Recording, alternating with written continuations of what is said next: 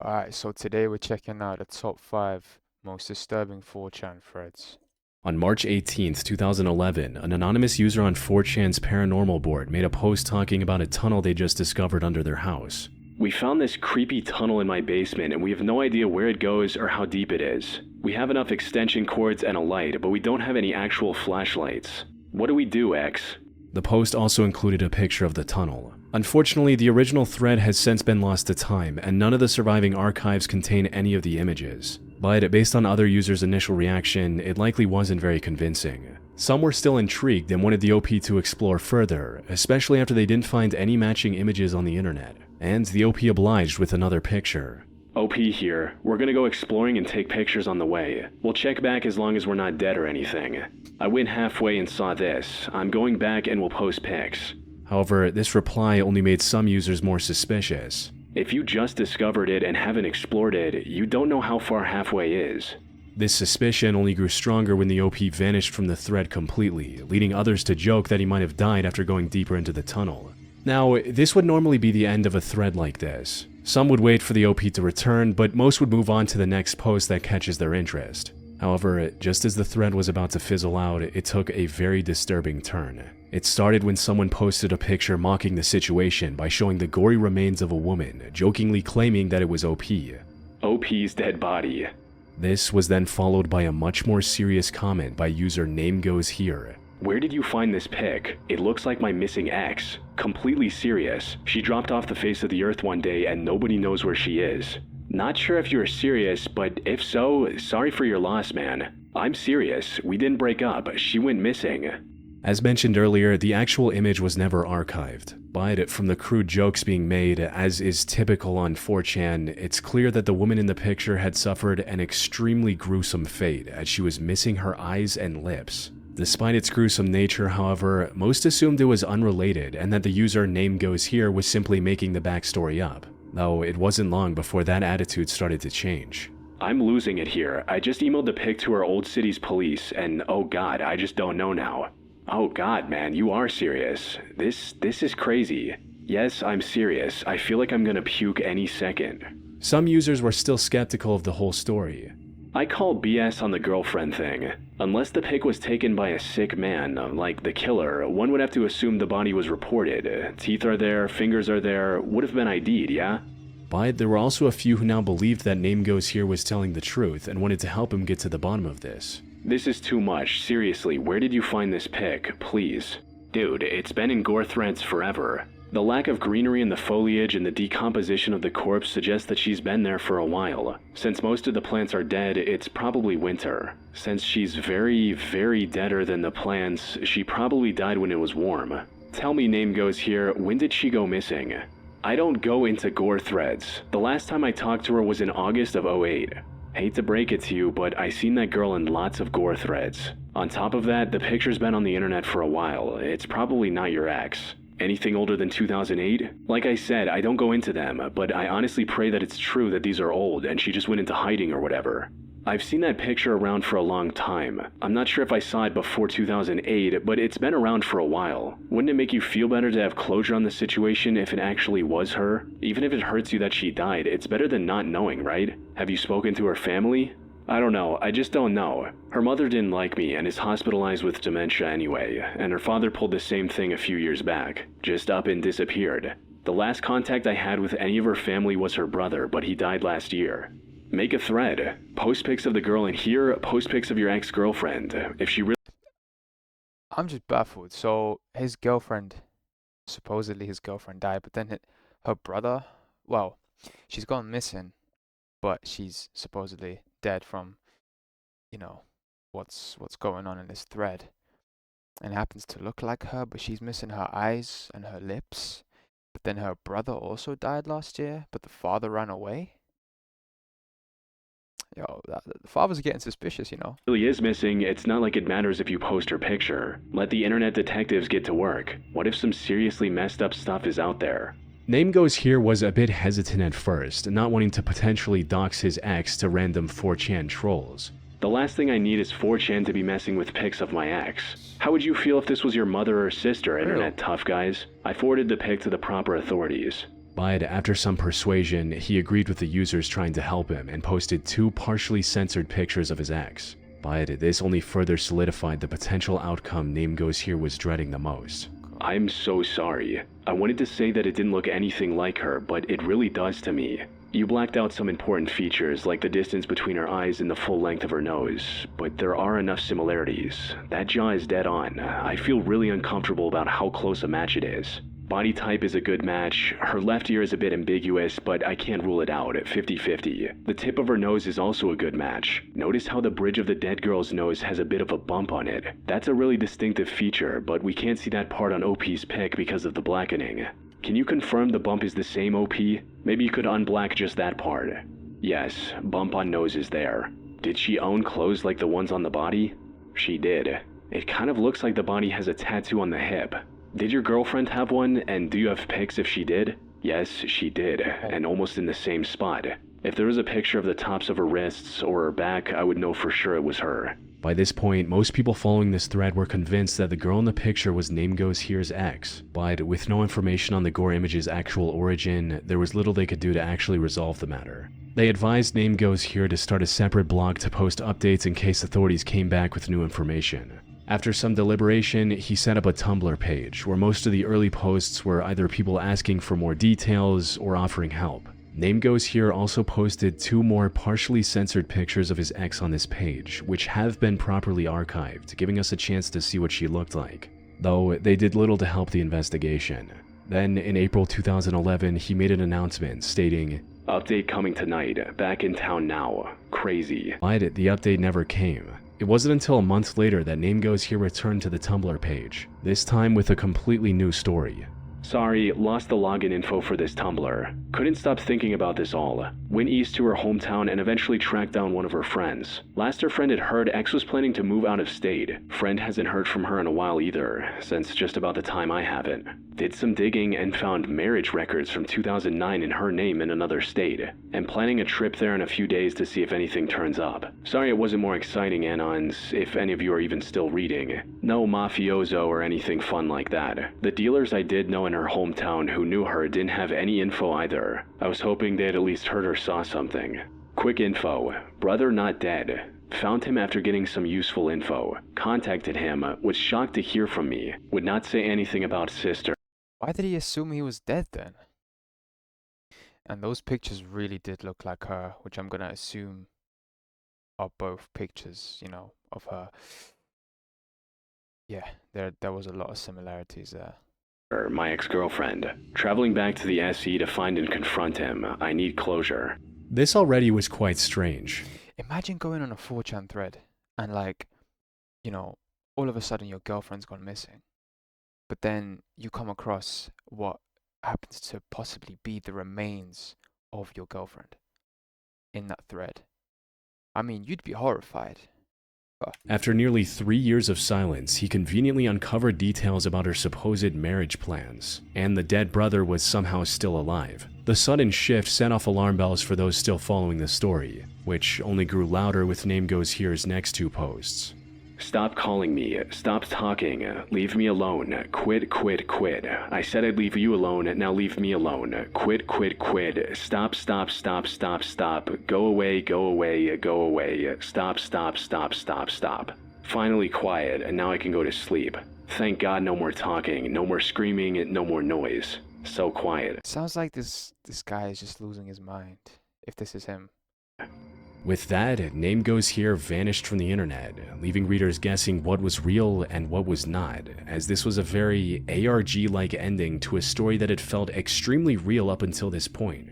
So, what really happened here? Was the OP ever telling the truth? Or was this all one elaborate hoax or ARG? Well, the simplest answer would be that this was all a lie from the very beginning. It could even be that the OP who started the original thread with the post about the tunnel, the user who posted the gory image, and Name Goes Here were all the same person. But from everything we've seen, the truth seems to be a lot more complex. Now, whether the girl in the picture was his ex is still up for debate, especially since we have no way of seeing the original images today. However, there is a strong chance that Name Goes Here was telling the truth from his perspective. As for the sudden shift in narrative in his Tumblr posts, most explain that by claiming his Tumblr account got hacked by someone else. You see, in a previous reply, Name Goes Here claimed that, quote, the authorities are just meh about the whole thing, like they know who's in the pic and it's not my ex. He possibly got the confirmation that it wasn't his ex, which he was going to announce after this post, but before he could do that, his account was hacked by someone else who wanted to turn this into an ARG of sorts. This fully explains why things ended the way they did. That said, this is nothing more than an educated guess. Whether or not the gore image really featured this guy's ex-girlfriend will likely remain a mystery for the foreseeable future. What do you guys think? I mean, that's suspicious. I feel like this whole thing was a setup from the beginning. I don't think that's real.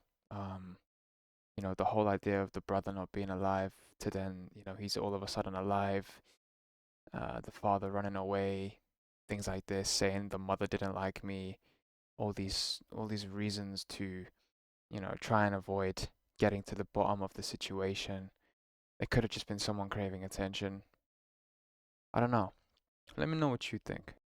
On the night of August 26, 2012, 44-year-old Randy Lee Tenley got into a horrible accident near Flathead Lake in Montana. He was struck by a car on Highway 93 and passed away shortly after. But when first responders arrived at the scene, they were surprised to see him wearing a camouflage ghillie suit.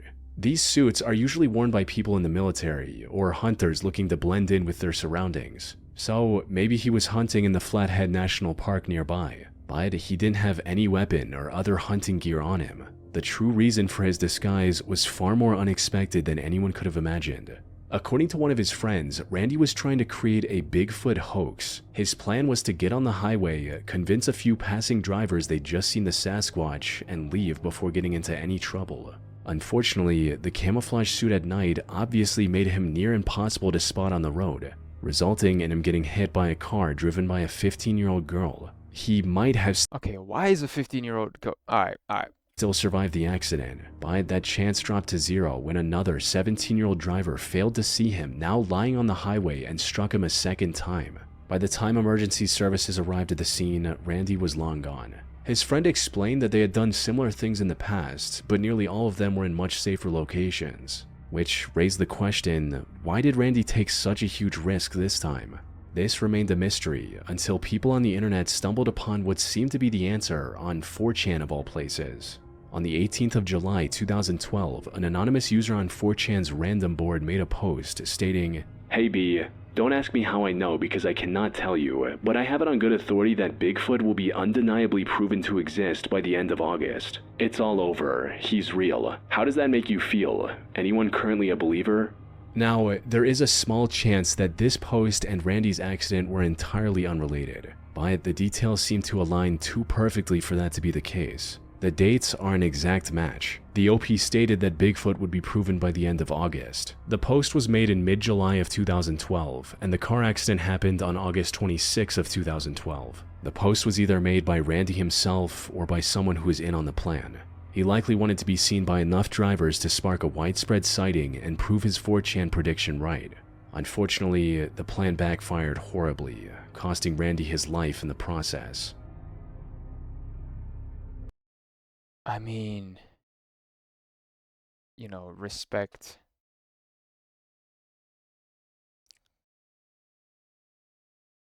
I do not want to be disrespectful to the person that lost his life in the process of this, but it goes to the, you know, it goes back to the point of you play stupid games, you win stupid prizes, dressing up in a ghillie suit at night on a busy, you know, highway.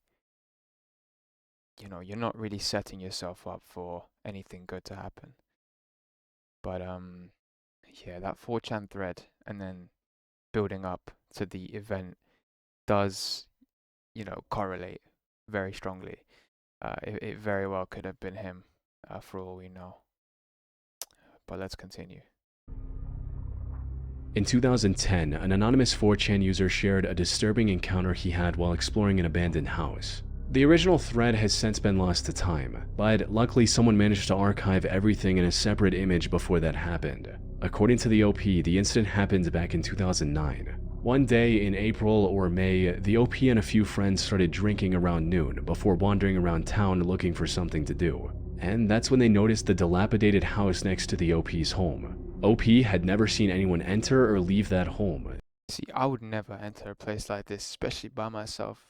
You see them horror movies where people just like go in exploring, places that you realistically shouldn't, bro. I am not stepping foot into a house like that. For all you know, there's squatters in there and, people that probably do not want to be seen doing things they don't want to be seen doing. Let's carry on. So it was likely vacant. It also had a sign out front with the word condemned written on it, which marked the house as unsafe to live in. However, this did little to stop the OP and his friends from wanting to explore the abandoned building. After looking around a bit, they entered through the collapsing garage and forced open the door leading inside. The whole thing was a complete mess, with trash and scattered items everywhere. But even that didn't prepare the OP and his friends for what they were about to discover. They started the exploration with the basement, and it was already off to a strange start.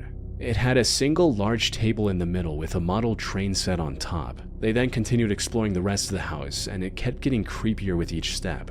The furniture and shelves had a very vintage design, even for an already old house, and nearly every patch of floor and table surface was A lot of alcohol. covered in trash. But not just any trash. Most of these were specifically either glass bottles or cans of alcohol and soft drinks. Whoever was living in this house clearly had an addiction. Going deeper into the house, OP reached a door separating the kitchen from the living room. By this point, OP had become quite comfortable with the idea of exploring this house in its entirety, so he opened the door with confidence, only to see the last thing he expected inside. It was a swinging door, and when I opened it, I caught a glance of a figure sitting in a chair facing away from me. All I knew is that someone was in the house and we were trespassing. I quickly turned around, and while walking towards the back door, I told my friends in a whisper, "There is somebody here," and we all ran out. But they were all quite inebriated at this point. So, after calming their nerves a bit, one of the friends managed to convince the others that it was likely just some junkie squatter and that they should kick him out, resulting in the group making their way back into the house. However, Why would you want to kick them out just for the sake of exploring, the so-called abandoned house? Just leave the person alone. You're getting yourself in unnecessary danger. things did not go as expected. When we made it to the kitchen, Vinny was the first to open the door this time to the living room. The rest of us stood back and just watched him watch the figure in the chair. Vinny swung the door shut, looked at us, and said, "That's a dead body." We all looked at him in shock, as it was obvious that he was serious. We all trickled into the living room and gathered around the body. His skin was black, even though we found out later he was white and was sitting in a chair facing the front of the house. It was obvious that he had been there for a while. The smell near the body was almost unbearable. We needed to cover our mouths and noses with our shirts like respirators. This made Vinny and I sober up really quickly. There was a complete silence between our group of four while we observed the body. Nobody said a word. The original 4chan thread also included several pictures of this deceased man. And while I can't show them on YouTube due to how gruesome they are, they're clearly way too real looking to be fake. More importantly, I couldn't find any of them on the internet prior to the OP's thread, strongly suggesting that he took the photos himself and that his story was likely true. Another detail that made the story feel more believable were the pictures of the deceased man's journal, where he'd noted down things like the daily temperature and what he ate and drank that day. A Reddit user later suggested that it was likely a drinking journal, one that groups like Alcoholics Anonymous assign to people trying to quit their addiction. Sadly, it didn't seem to work. Given the sheer amount of empty alcohol bottles and beer cans in his home, he'd probably been struggling with alcohol addiction for a very long time. His immune system was likely already decomposed from years of excessive drinking. And since he didn't have anyone else to take care of him, even a minor illness tragically turned fatal, as the final entry in his journal stated, "Sick as heck, flu, can't eat." He likely passed out from exhaustion on his chair and never woke up again. Fearing they might get charged for breaking in, the OP ended up submitting an anonymous tip to authorities. This also allowed the OP to speak with the responding officers without having to worry and learn a few more details about the man's life. I talked to one of the cops, and he said that the guy's family would have them check up on the guy from time to time to make sure he was doing all right. Apparently he wanted nothing to do with his family, but they stopped doing so. He just wanted to be left alone. That is messed up. Yeah, alcohol addiction is not a joke. Not a joke at all. On the 12th of March 2013, at exactly 1:52 p.m., an anonymous post appeared on 4chan's random board with the OP detailing a horrific crime he was about to commit, reading, "Hey B, it's time. My name is Neil McInnes, and I go to New River Community College in Christiansburg, Virginia, 10 minutes away from Virginia Tech. I'm gonna give y'all the details because the news never gets it right. He then went on to talk about the firearm he was going to use on the school, and his lack of experience with that weapon. He also included the link to a website where he was planning to broadcast his crime live, before ending the post with a rant that exposed his desire to become famous. Anyways, this is not a high score game, but actually a lesson. That's why I'm at school. Want to see my e-portfolio / what I look like? www.nrccstudents.org/McInnesN. Also, pick related, I'm here at school writing this. Wish me luck. However, despite the ominous nature of this confession, it didn't gain much attention at first. You see, posts like these are a dime a dozen on 4chan, where trolls make up all sorts of stories just for some attention. Unfortunately, Neil wasn't lying. Yo, there's a guy shooting at the New River Mall right now. He's shooting a shotgun at the mall right now. Okay, stay on the line. He told us to get out of the way. He said, leave now. He just got shooting at the mall right now. He's shooting at the school right now. You said at the NRV Mall, right? At the NRV Mall, yes. Okay, where is he at in the mall? He's at the school right now. Everyone's running out of school right now. He's shooting up people right now.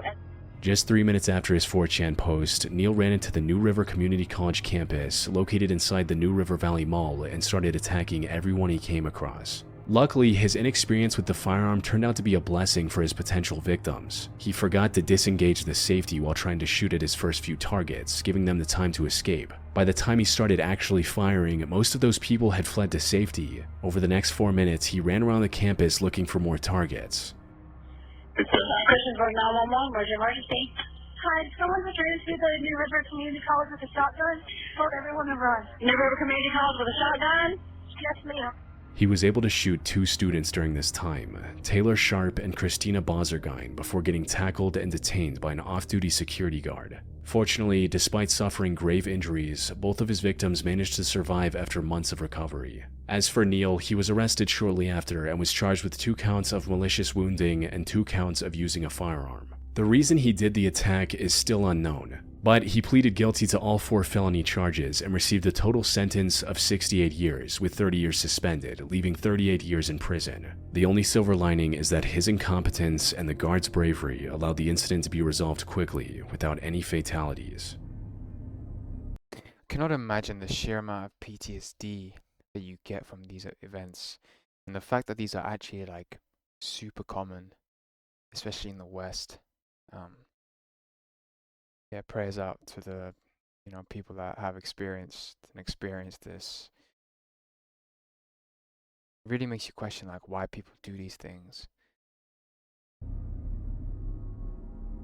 On the 7th of July 2013, a post on 4chan's paranormal board captured everyone's attention, sparking a mystery that remains unsolved to this day. It read, "Hey X, my dad bought a CD at a computer expo in Rochester, New York a few years back. The CD itself was for some engineering software, but there was a second CD inside the CD case. There was no design or writing on it, and the CD was a .zip file called Station. Inside is a Blender game with a bunch of .dll files. The game itself is very strange. I don't want to ruin much, but it's a very crudely made game that takes place at some sort of field with 2 buildings. The goal is to escape the entities that are chasing you. Once they touch you, the game closes." He then followed this up by asking users to reply with their emails so he could send the game to them directly. This sounded like a textbook phishing scam to either distribute a virus or at least gather a bunch of email addresses for some nefarious purpose. "Of course we'll give you our emails so you can send us junk. Why not?" But to everyone's surprise, OP returned 25 minutes later with a public MediaFire download link. And after passing it through antivirus software, some users actually played the game and shared their findings with the others. It was a first-person 3D game with a crude horror aesthetic. Booting up the game immediately spawned the player in an empty warehouse of sorts, where the only identifiable features were the gas tanks outside the building, a dark road with a handful of low-resolution trees, and a pier that went nowhere. The entire time, it played the track you're hearing now.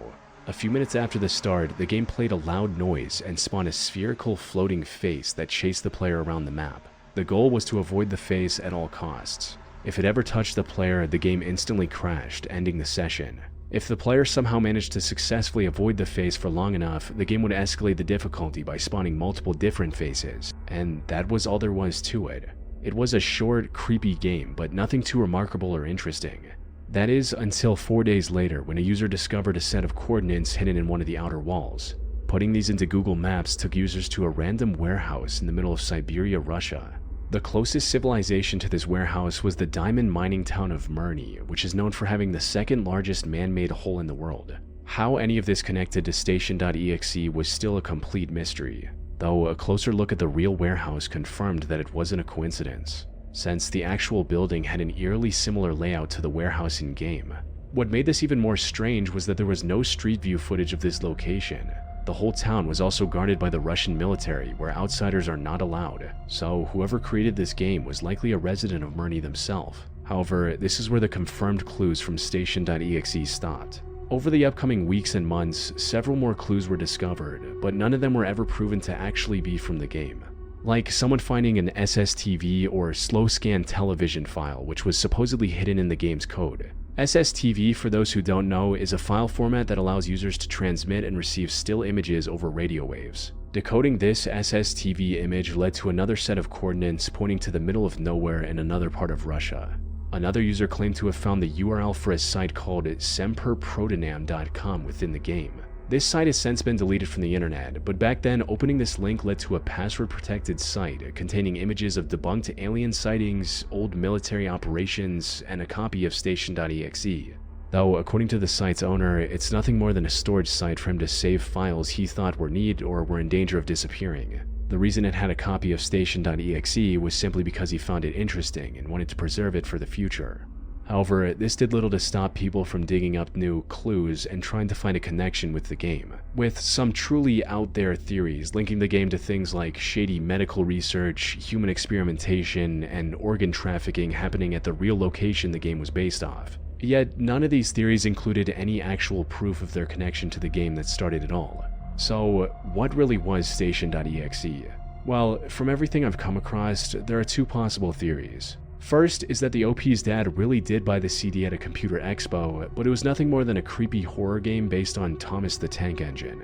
The floating heads are very similar to the faces of the train engines on that show, and this also explains its name, Station, being a reference to train stations. But while this theory is compelling, it's still not perfect. It doesn't explain the coordinates on the wall, which were placed there deliberately by the developer. This brings us to the second possibility, which I personally believe. Station.exe was originally meant to be an ARG by the OP, but then people figured out that the game was coded on the newest version of Blender, and that the story about it being a few years old was a lie. This caused the OP to lose interest and abandon the project after the first clue of the warehouse in Siberia.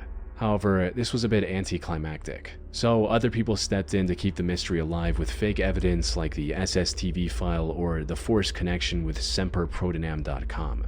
That said, all of this is still just conjecture on my part, based on everything I've seen. I doubt we will get the real answer from the OP now after nearly 13 years.